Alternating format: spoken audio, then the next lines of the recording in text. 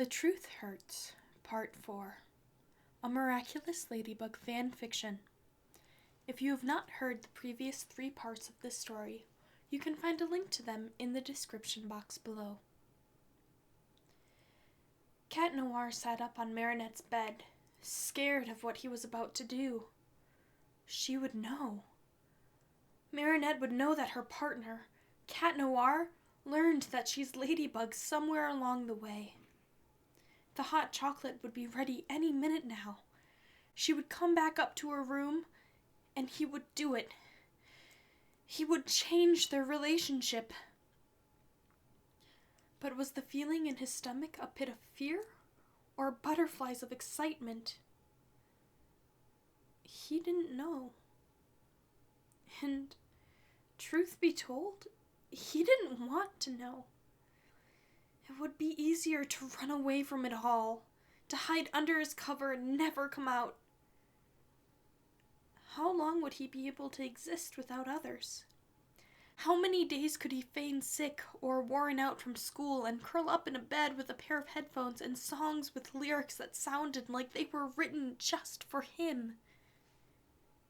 He heard her footsteps as they padded upstairs, and he rolled back over on the bed, curling the blanket around his head.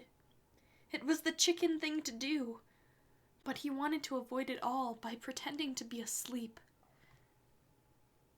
Cat? He heard Marinette's voice float across the room as the smell of freshly baked chocolate chip cookies and hot chocolate wafted over him. He slowly sat back up, heart thumping, and decided not to run away. "Thanks, Ladybug," he said, grabbing a warm cookie off the tray. He waited for her response with bated breath. Would she pick up on it? He glanced up and saw fear in her eyes for a moment before she blinked it away with a laugh. "Oh, kitty," she smiled. "You must be more tired than I thought, mixing us up like that." If his heart hadn't broken before, it did now. Any fragments left were smashed apart. It was true. She didn't want her partner, someone he, until now, thought she trusted, knowing who she is, but was okay with her school friends knowing? Some of whom she didn't even know well? "You're right," he mumbled, stepping out of her bed. "I should probably go back to my place and get some sleep." "Rest well, Cat. Good night." He laughed at her response. There was nothing good about this night. He ran from rooftop to rooftop as tears streamed down his face, stopping on one at the outskirts of the city.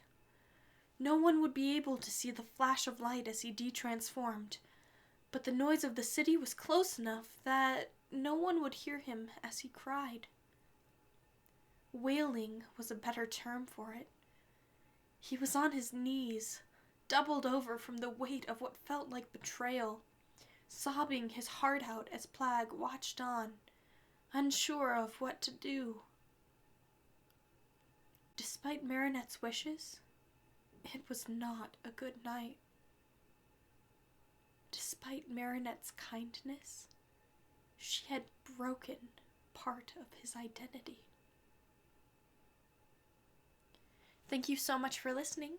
Part 5 will be coming out soon. In the meantime, you can check out these other videos for more fanfiction. I'll catch you next time.